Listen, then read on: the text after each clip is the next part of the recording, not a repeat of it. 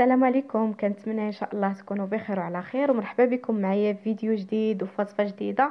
اليوم ان شاء الله بغيت نشارك معكم واحد الطبق اللي كيجي رائع، لذيذ بزاف. رفيسه د الخبز، اولا الرفيسه العمياء، اولا الترده، كل منطقه وكيفاش كتسميها. هاد الطبق هذا شتوي بامتياز، النيت ديال هاد الوقت هادي ديال البرد. فكنتمنى ان شاء الله الطبق ينال الاعجاب ديالكم. خليكم معايا في الفيديو نشوفوا المقادير وطريقة التحضير. بسم الله وعلى بركة الله. هنا في طنجرة غادي نضيفوا كمية من الزيت البلدية. انا تقريبا ضفت نص كاس، اللي تقدروا تخلطوها مع الزيت الرومية اللي بغيتو. كنديروا هنا طريفات ديال الدجاج، كديروا الكميه اللي بغيتو. انا استعملت هنا الدجاج الرومي، كيف ما تقدروا تستعملوا الدجاج البلدي. تا بالدجاج البلدي كتجي رائعه. صافي، هنا كنديروا واحد البصله متوسطه اللي مشلضه، وغادي نديروا واحد ثلاثه ديال الضروس ديال الثومه محكوكين. صافي، وغادي نخليو هاد الدجاج هذا يتشحر لينا مع ديك البصيله وديك الثومه، حتى كتشحر لينا ديك البصله كتنزل. ومره مره كنحركو وكنقلبوا دوك الطريفات ديال الدجاج على هاد الشكل هذا. صافي، هنا غادي نبداو نضيفو في العطريه. ضفت الملحه اللي كتبقى على حسب الذوق، نص معلقه صغيره ديال الابزار، معلقه صغيره تكون عامره ديال الخرقوم، كذلك غادي نضيف معلقه صغيره ديال سكينجبير. هنا غنضيف معلقه صغيره ديال المساخن، وكذلك غادي نضيف معلقه صغيره ديال راس الحانوت. كنضيفوا شويه ديال الماء هكذا باش العطريه ما كتحرق ليناش، وكنخليو تزيد ديك يزيدوا دوك الطريفات ديال الدجاج يتشحروا لينا في هاد العطريه هذه، باش كيتشربوا لينا داك العطريه بهذه الطريقه هذه.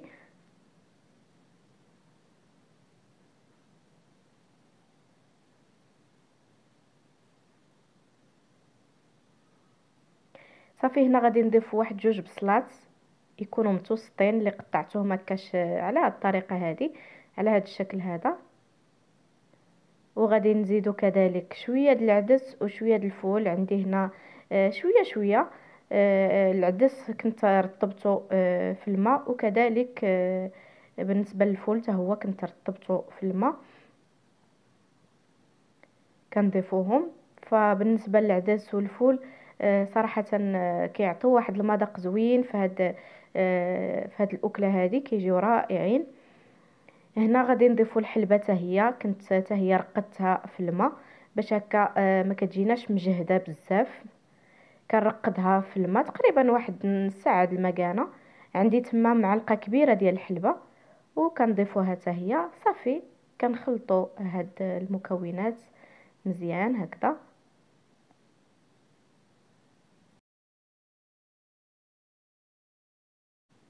وتقدروا كذلك تزيدوا واحد المعلقه ديال السمن، معلقه صغيره ديال السمن. انا ما كانش عندي، ما توفر لياش، فلهذا ما ضفتوش. الا كان متوفر عندكم تقدروا تضيفوه، حتى هو كيعطينا بنه ومذاق.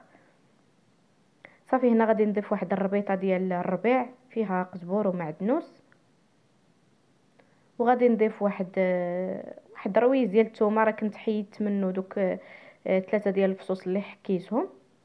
هكا اللي كتعجبو هكا الثومه يقدر يضيفها هكا صاينه. صافي، وهنا كنمرقو، كنديرو القياس ديال الماء اللي يكون كافي. وصافي، غادي نشدو الكوكوط، كنشدو عليها وكنخليوها طيب على عافيه اللي تكون متوسطه. واحد 20 دقيقه كنحلو عليها. هنا غادي ندوزو للخبز. بالنسبه للخبز، هنا عندي الخبز الكامل، فراه كيجي في هذا الطبق رائع وكيجي بنين. هنا عندي الكميه ديال الخبز، كناخذها وكنبقى نقسمها على الطريقه هذه. بالنسبه للخبز ضروري ما تستعملوا الخبز يكون بايت، ما تستعملوش الخبز اللي يكون يلا طيبته يكون طري، خاصو يكون بايت. فهاد الاكله كتجيب الخبز اللي كيكون بايت كتجي زوينه. صافي هنا كنقطعو هكا على هذا الشكل هذا كيف كتشوفوا معايا.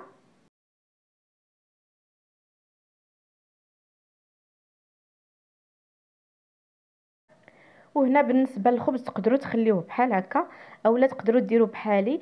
انا هنا فاش كنقطعو كنديرو كنفرشو هكا في واحد الصينيه ديال الفران وكندخلو الفران، كنخليه يسخن شويه وكيتقرمل شي شويه هكا، كيجي رائع وكيجي فيه مذاق اكثر.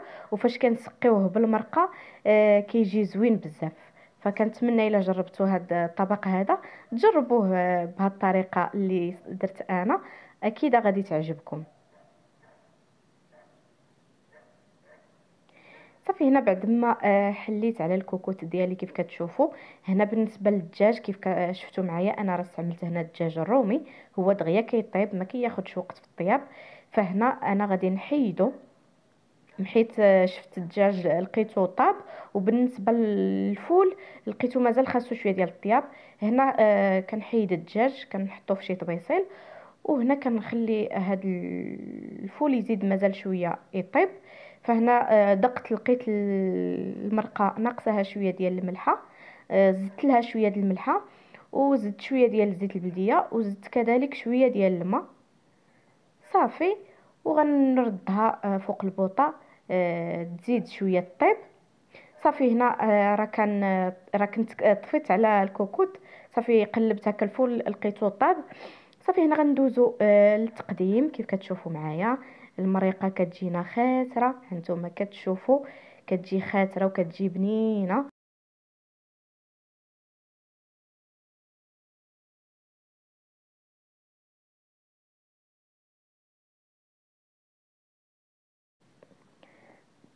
وهنا صافي كناخذوا طبق ديال التقديم اللي غادي نقدموا فيه هذا الطبق. كنسبقوا فيه شويه ديال المرقه باش هكا الخبز اللي كيكون من التحت كيتشرب لينا على هذا الشكل هذا.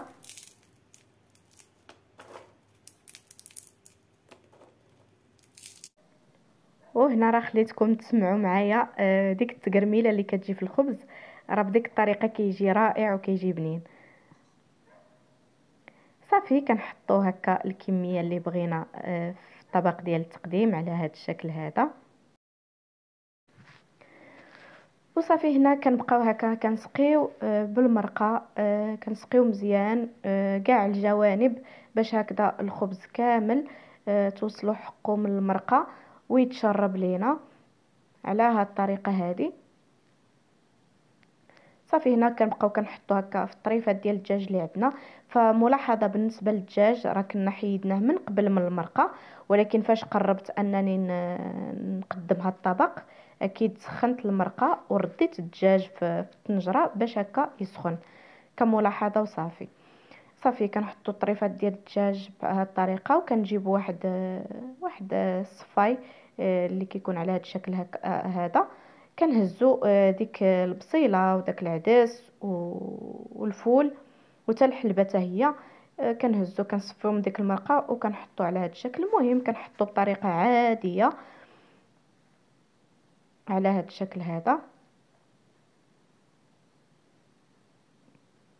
هنا غادي نجيبوا واحد الفرشيط كنحاولوا اننا نديروا هذه الطريقه هذه باش هكذا المرقه كتدخل لينا في الخبز اللي كيكون هكا في وسط الطبق بهذه الطريقه هذه. واكيد فاش كنقدموا هذا الطبق هذا راه كنحطوا معاه واحد الزليفه ديال المرقه هكا باش اللي بغى يزيد المرقه يزيد. كنحطوا ديك الراس ديال الثومه اللي عندنا. وهنا بالنسبه لديك الربيطه ديال الربيع بالنسبه ليا انا كتعجبني بزاف ديك الربيطه ديال الربيع ما كنلوحهاش، فدرت لها بحال هكا فتحتها وزينت بها على الطريقه هذه. اكيد الا كنتو كتبغيو الربيع بهذه الطريقه تقدروا تخليوه تاكلوه ما تلوحوش. كيعجبني هكا في الرفيسه ولا حتى في كسكسو، وديك الربيطه ديال الربيع اللي كنديرو في كسكسو كتعجبني كناكلها. وهنا هاد الطبق راه كنرافقوه بواحد الكويس ديال الاتاي اللي يكون مشحر. وديك الزلافه راني درت فيها شويه ديال المرقه باش هكذا اللي بغى يزيد المرقه يزيد. وكيكون هذا هو الشكل النهائي ديال الطبق ديالنا، كيجي رائع ولذيذ وبنين ديال هاد الوقيته هذه. كنتمنى ان شاء الله تجربوه بهاد الطريقه وتجربوه بالخبز الكامل، راه صحي وكيجي لذيذ. وهنا غادي نكونوا وصلنا لنهايه الفيديو. نتمنى ان شاء الله الفيديو يكون نال الاعجاب ديالكم. نتلاقاو ان شاء الله في فيديو جديد وفي وصفه جديده. خليت لكم الراحه وفي امان الله.